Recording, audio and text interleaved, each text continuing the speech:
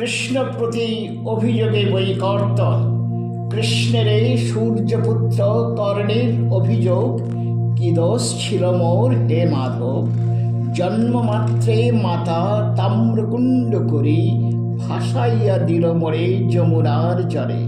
বিন্দুমাত্র চিন্তা নাহি করি, অদূরে যমুনার তটে অধিরথ নামে সুত এক দেখিল তাম্রকুণ্ড, ভাসি যায় বক্ষে লয়ে সদ্যজাত এক শিশুরে।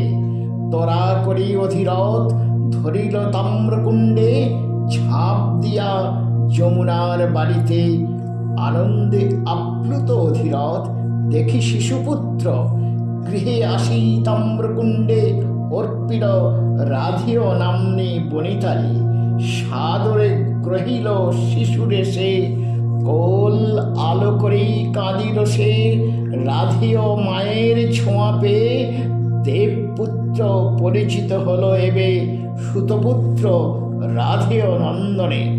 নিশ্চয়ই নিয়তির অমোঘ বিধানে, ধৈর্য ধরি শুনিলেন সব মাধব।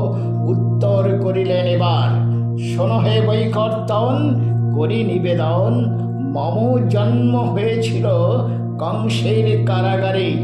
মাতা দেবকী পিতা বসুদেব ছিলেন যেথায় কারাবন্দী হয়ে। প্রাণ হেতু পিতা থুইল মোরে, চুপিসারে নন্দালয়ে যশোদার কোলে। পরিচয় হলো মোর যশোদানন্দন গোপসুত সেইক্ষণ। বয়প্রাপ্ত হয়ে চড়াইতাম গরু বাছুর মাঠে গোঠে।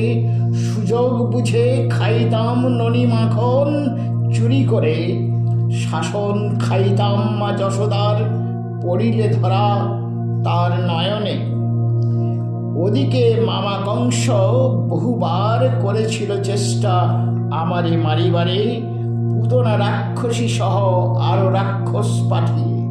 বুঝিলে কর্ণ, ইহারেই বলে নিয়তি। ইচ্ছা করিলেই নিমেষে পারিতাম ধ্বংসিত বিশ্ব ব্রহ্মাণ্ডে। কোন ছাড় মামা কংস আর পিতৃশ্বসাপুত্র শিশুপাল। তবুও ধৈর্য ধরিলাম আমি, স্থাপিতে ধর্ম রাজ্য এই অবনী পরে।